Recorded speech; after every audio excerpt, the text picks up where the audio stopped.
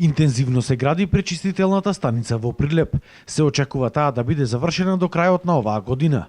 Целиот проект е вреден околу 26 милиони евра. 80% од парите се обезбедени од ИПА фондовите, а 20% од државата. Увид во работите денеска направи и вице-премиерот на владата и министер за финансии Зоран Ставрески.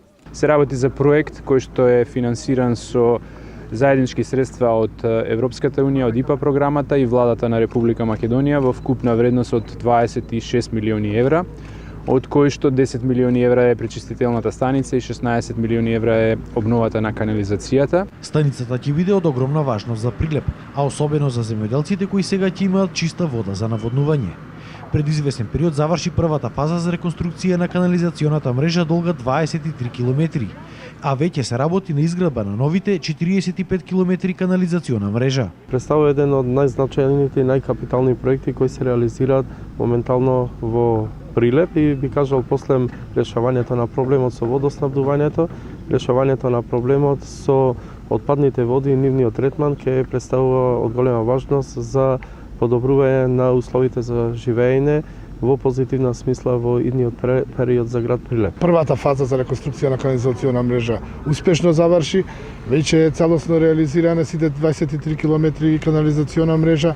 Од втората фаза веќе некаде имат изградено околу 3 километри, од кои 2 километри се веќе тестирани, може да бидат напуштени во употреба. Ставрески исто така потенцираше и тоа дека наскоро треба да започне изградбата на патот Прилеп градско.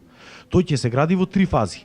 Првата фаза ќе го опфати потегот од селото Фариш до Дреновската клисура во должина од 10 километри. И таа делница ќе чини околу 33 милиони евра. За Прилеп секако се значени и други проекти, пред се во делот на намалувањето на невработеноста, она што најмногу им тежи на прилепчани и на сите нас. Постигнати се добри резултати. За речиси 10.000 лица е намалена бројката на невработени во Прилеп од 2006 до 2015 година, при што голем дел од нив се вработени преку активните мерки на Агенцијата за вработување. Еден дел се вработија во Дрекселмајер, значи во компаниите што се во близина од странските инвестиции, еден дел во Гентерм, очекуваме таму да има и дополнителни вработувања, како и во Акомпласт. Беше најавено и тоа дека Прилеп наскоро ќе започне со уште еден капитален проект, а тоа е изградба на фабрика за селекција на отпад.